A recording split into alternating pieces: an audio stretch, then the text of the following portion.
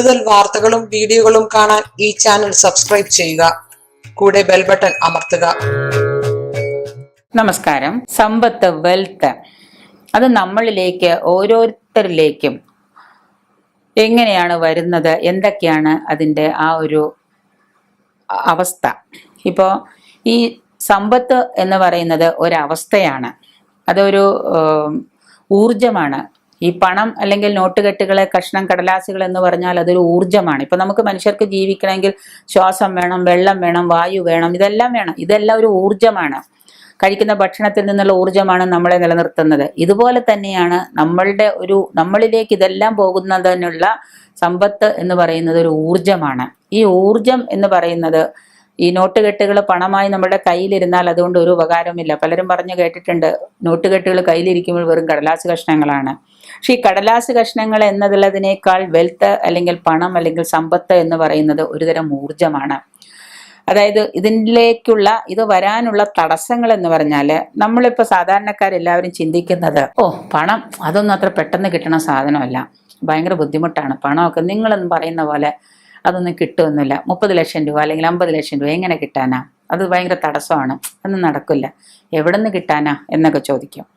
അങ്ങനെ പറയുമ്പോൾ തന്നെ നമ്മളുടെ മനസ്സിൽ കയറി കൂടുന്നൊരു ചിന്താഗതി ഉണ്ടോ, ശരിയാണോ, ഇതൊരു ബൾക്ക് ഹ്യൂജ് എമൗണ്ട് കിട്ടില്ല. നമുക്ക് അങ്ങനെ വരുമ്പോൾ ഇപ്രകാരം ഇടവിട്ട് ഇങ്ങനെ നമ്മൾ പറയുകയാണ്, എങ്ങനെ, പണം അത് ഭയങ്കര ബുദ്ധിമുട്ടാണ് കിട്ടാൻ, എൻ്റെ കയ്യിൽ പണമില്ല, എൻ്റെ കയ്യിൽ ഒന്നിനും പണമില്ല, എൻ്റെ കയ്യിൽ ഒന്നുമില്ല, അത്രയും പൈസയൊന്നും ഇല്ല. ഇങ്ങനെ നമ്മൾ ആവർത്തിച്ച് ഇല്ല, എന്തെടുത്താലും ഇല്ല, പണം എടുത്താലും ഇല്ല, എന്ത് പറഞ്ഞാലും ഇല്ല, മൊത്തം ഇല്ലായ്മകളാണ്. ഇങ്ങനെ ഇടവിട്ട് നമ്മൾ പറയുമ്പോൾ നമ്മളിലേക്ക് എന്തെങ്കിലും ക്വാളിറ്റീസ് വരുന്നുണ്ടെങ്കിൽ, സമ്പത്തിൻ്റെതായ എന്തെങ്കിലും നമ്മളിലേക്ക് വരാൻ ഒരു വഴിയുണ്ടെങ്കിൽ, ഒരു ആകർഷണത്വം ഉണ്ടെങ്കിൽ, അതിനെ എന്ത് ചെയ്യുന്നു, അകത്തിക്കളയുന്നു. പണം സമ്പാദിക്കുന്നവരൊക്കെ മോശക്കാരാണ്, പണം സമ്പാദിക്കുന്നതൊക്കെ ചീത്ത വഴിയിലൂടെയാണ്. പണം ഉണ്ടാക്കുന്നവനൊക്കെ വഞ്ചിച്ചും കബളിച്ചും പൊട്ടിച്ചും തട്ടിപ്പും വെട്ടിപ്പും കൊണ്ടൊക്കെയാണ് പണം ഉണ്ടാക്കുന്നത്. ഇങ്ങനെ പറയുന്ന നമ്മളെ എന്താണ്, പണം വരാൻ, വെൽത്ത് വരാൻ, നമ്മളിലേക്ക് വരാൻ മടിക്കും. മറ്റുള്ളവരുടെ ഉയർച്ചയിൽ നമ്മൾ എപ്പോഴും എന്തായിരിക്കണം, സന്തോഷവാനായിരിക്കണം. ആർക്കും സാധിക്കാത്തൊരു കാര്യമാണ്, സാധാരണക്കാർക്കൊന്നും സാധിക്കില്ല. മറ്റുള്ള ഒരാൾക്ക്, നമ്മളുടെ ചുറ്റുവട്ടത്തുള്ള ഒരാൾക്ക് ധാരാളം പണം ഉണ്ടെന്ന് വിചാരിക്കുക, അയാളുടെ കയ്യിൽ കുറെ കാറും ഉണ്ട്, കുറെ പണമുണ്ട്, വലിയൊരു ബംഗ്ലാവും ഉണ്ട്, നമ്മളൊരു സാധാരണ ജീവിത രീതിയാണ്.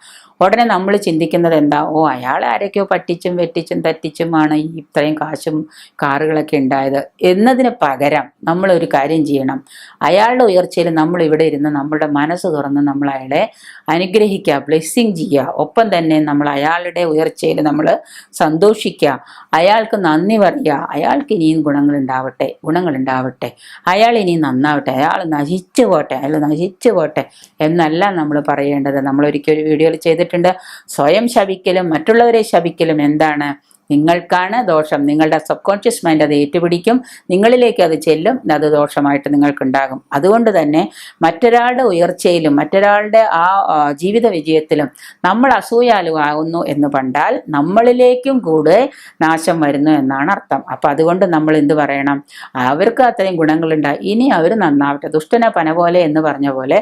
കാരണം എന്താ, ദുഷ്ടൻ പന പോലെ വളർന്നു പോകുമ്പോൾ ഇപ്പുറത്ത് നിൽക്കുന്ന നല്ല ആൾക്കാരൊക്കെ അയാളോട് പറയുന്ന എന്താ, അവൻ ദുഷ്ടൻ, അവൻ പണം ഉണ്ടാക്കി ചീത്ത മാർഗത്തിൽ കൂടെ അവൻ ഉണ്ടാക്കി ഇതേ ദുഷ്ടം പന പോലെ മേപ്പോട്ട് പോയി, ഞാൻ വലിയ നല്ലവനാണ്, ഞാൻ വലിയ ദൈവപുത്രനാണ്, ഞാൻ സൽക്കർമ്മിയാണ്, പക്ഷെ എനിക്ക് ഒന്നുമില്ല. കാരണം എന്താ, അവന്റെ ഉയർച്ചയിൽ ഇവൻ ഇവിടെ ഈർഷ്യ കൊണ്ട് ഇവന്റെ മനസ്സിനെ ഇങ്ങനെ അടിപ്പെട്ട് സബ് കോൺഷ്യസ് മൈൻഡിൽ നെഗറ്റീവ് എനർജി കുത്തി നിറച്ച് അവന്റെ ജീവിതം ഇല്ലാണ്ടാവുകയാണ്.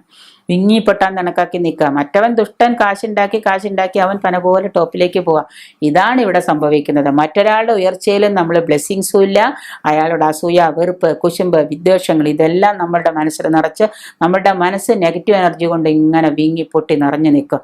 അപ്പൊ നമ്മളിലേക്ക് എന്തെങ്കിലും ഗുണവും വരുന്നുണ്ടെന്ന് തോന്നുന്നൊരു സമയത്ത് പോലും അത് നമ്മളിൽ നിന്ന് അകന്നു പോകും, അതും കൂടെ അയാൾക്ക് കിട്ടും. അപ്പൊ അതുകൊണ്ട് തന്നെ നമ്മൾ എന്ത് ചെയ്യണം, ഇങ്ങനെയുള്ള ചിന്തകള് വിരോധങ്ങൾ പുലർത്തുന്നവര് ഒരിക്കലും ധനം വരാൻ കഴിയില്ല, ധനം വരില്ല. അതുകൊണ്ട് ഈ സമ്പത്ത് വരാനുള്ള തടസ്സം നിൽക്കുന്ന കാര്യങ്ങളെയൊക്കെ എന്ത് ചെയ്യണം? നമ്മൾ മാറ്റിവെക്കുക. മറ്റുള്ളവരുടെ അസൂയ, കുശുമ്പ്, വെറുപ്പ്, വിദ്വേഷം, അവഗണന ഇതൊക്കെ മാറ്റിവെക്കുക. മറ്റുള്ളവരുടെ ഉയർച്ചയിൽ നമ്മൾ എന്ത് ചെയ്യുക? ബ്ലെസ്സിങ്സ് ചെയ്യുക.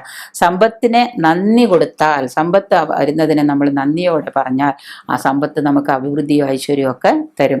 നിങ്ങളിൽ നിന്ന് സമ്പത്ത് അകന്നു പോകുന്നതിൻ്റെ ഏറ്റവും പ്രധാന കാരണം ഇതാണ്. നിങ്ങളുടെ മനസ്സ് നിറയെ അസൂയയും വെറുപ്പും ഈർഷ്യയും തെങ്ങി നിറഞ്ഞതുകൊണ്ടാണ്. അതുകൊണ്ട് നിങ്ങൾക്ക് ഇഷ്ടമില്ലാത്തൊരു സുഹൃത്ത് നിങ്ങളുടെ വീട്ടിൽ വരികയാണ്, നിങ്ങളുടെ കൂടെ വന്ന് താമസിക്കോ?